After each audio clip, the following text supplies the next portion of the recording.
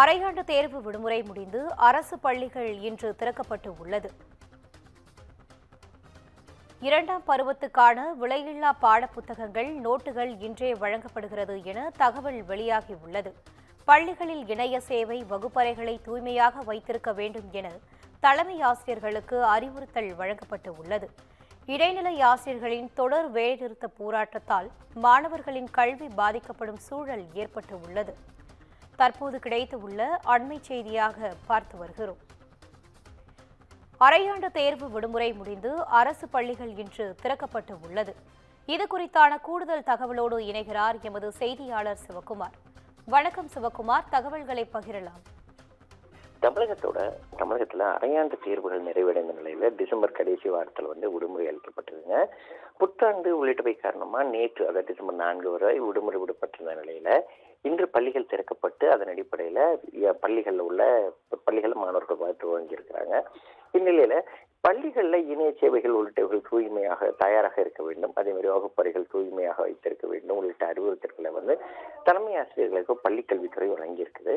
இந்நிலையில விடுமுறை முடிவுள்ள நிலையில மாநிலம் முழுவதும் இன்னைக்கு பள்ளிகள் திறக்கப்பட்டது. இதனை அடுத்து பாத்தீங்கன்னா வார இறுதியை முன்னிட்டு சொந்த ஊர்களுக்கு சென்ற ஆயிரக்கணக்கானோர் நேற்று முதலே சொந்தங்களை பணிபுரிய பகுதிகளான அநேக மக்கள் சென்னை, கோவை, மதுரை உள்ளிட்ட பல்வேறு பகுதிகளில் தற்போது அவங்க போயிட்டு இருக்காங்க. அதே மாதிரி பாத்தீங்கன்னா ஏற்கனவே போயிருந்தவங்க குழந்தைங்க தற்போது பள்ளிக்கு திரும்ப துவங்கி இருக்கிறாங்க. இதனால ஏற்கனவே கடந்த 2 தினங்களாக ரயில் மற்றும் பேருந்துகள்ல அதிக அளவுல பயணிகள் கூட்டம் காணப்பட்ட நிலையில முதன் முறையா தற்போது விடுமுறைக்கு பிறகு இந்த ஆண்டு மாணவர்கள் பள்ளிக்கு செல்ல போயிட்டு இருக்கிறாங்க. அதே மாதிரி பாத்தீங்கன்னா பள்ளிகள் திறக்கப்பட்ட நிலையில மாணவர்கள் பாதுகாப்பாகவும் சுகாதாரமான சூழல்ல வகுப்பறைகள் அமர்வதை உறுதி செய்ய பள்ளிக்கல்வித்துறை தரப்புல தலைமை ஆசிரியர்களுக்கு சில முக்கிய பணிகளை நிறைவேற்றுமாறு ஏற்கனவே அறிவுறுத்தி இருந்தது. கடந்த சில தினங்களாக பல்வேறு இடங்களில் பெய்த மழை காரணமாக பள்ளி கட்டிடங்கள், மின் இணைப்புகள், அதே மாதிரி குடிநீர் வசதி போன்றவை பாதிக்கப்பட்டிருக்க வாய்ப்பு இருப்பதாக அதிகாரிகள் தெரிவித்துள்ள நிலையில இவை அனைத்தையும் பரிசோதித்து மாணவர்களுக்கு எந்தவித ஆபத்தும் ஏற்படாதவாறு பாதுகாப்பு நடவடிக்கைகள் மேற்கொள்ள வேண்டும் அப்படின்னு சொல்லி தெரிவிக்கப்பட்டிருந்தது. முதன்மையாக பள்ளிகளுக்கு உள்ள மின் இணைப்புகள், அதே மாதிரி பாத்தீங்கன்னா சுவிட்ச் போர்டுகள் பாதுகாப்பாக இருக்குதா, அதே மாதிரி மின்கசிவு ஏதேனும் இருக்குதா அப்படிங்கிறத தகுதி வாய்ந்த மின் பொறியாளர்களுக்கு சரிபார்க்கணும். அதே மாதிரி மழையால சுவர்கள் ஈரமான நிலையில இருந்தா அவற்றை மின்சார ஆபத்து ஏற்படக்கூடும் என்பதால இது முக்கியமாக கருதப்பட்டது. அதே மாதிரி பாத்தீங்கன்னா அதே போல் வகுப்பறைகள், ஆய்வகங்கள், சுற்றுச்சுவர் போன்ற கட்டிடங்கள் பலவீனம் அடைஞ்சிருக்குதா என்பதையும் அதிகாரிகள் ஆய்வு செய்யணும். அதே மாதிரி இடிந்து விழும் அபாயம் உள்ள பகுதிகளில் மாணவர்கள் செல்லாத வகையில தடுப்பு ஏற்பாடுகள் செய்யப்பட வேண்டும். அதே மாதிரி பள்ளிகளில் உள்ள குடிநீர் தொட்டிகள் ப்ளீச்சிங் பவுடர் கொண்டு சுத்தம் செய்யப்பட்டு மாணவர்களுக்கு காய்ச்சிய பாதுகாப்பான குடிநீர் வழங்கப்பட வேண்டும் அப்படிங்கிறதும் இந்த முக்கியமான வழிகாட்டுதல்ல ஒன்றாகும்.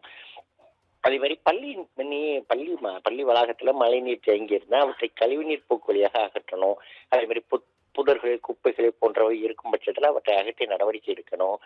டெங்கு கொசுவை தடுக்க போதிய அளவுக்கு அந்த முன்னெச்சரிக்கை ஏற்பாடுபடுத்தப்பட்டிருக்கணும். அதே மாதிரி பள்ளிகளில் உள்ள கழிவறைகள் சுத்தம் செய்திருக்க வேண்டும் உள்ளிட்ட பல்வேறு கட்டுப்பாடுகளை விதித்து அதன் அடிப்படையில தற்போது பள்ளிகளை துவங்கியிருக்குது.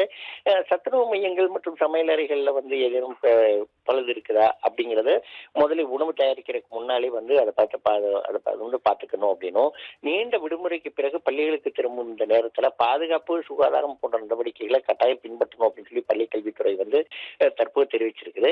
இந்நிலையில மூன்றாம் பருவத்துக்கான புத்தகங்கள் இன்றே விநியோகிக்கப்படும் அப்படின்னு சொல்லி பள்ளி கல்வித்துறை தரப்புல தெரிவிக்கப்பட்டிருக்குது. ஒரு நீண்ட இடைவெளி, அதை கிட்டத்தட்ட 11 தினங்களுக்கு மேல தற்போது 11 தினங்கள் கழித்து தற்போது அந்த மாணவ மாணவிகள் பள்ளிகளுக்கு செல்லக்கூடிய ஒரு சூழ்நிலையில அவர்கள் மிகுந்த உற்சாகத்தோட தற்போது பள்ளிகளுக்கு போயிட்டு இருக்கிறாங்க.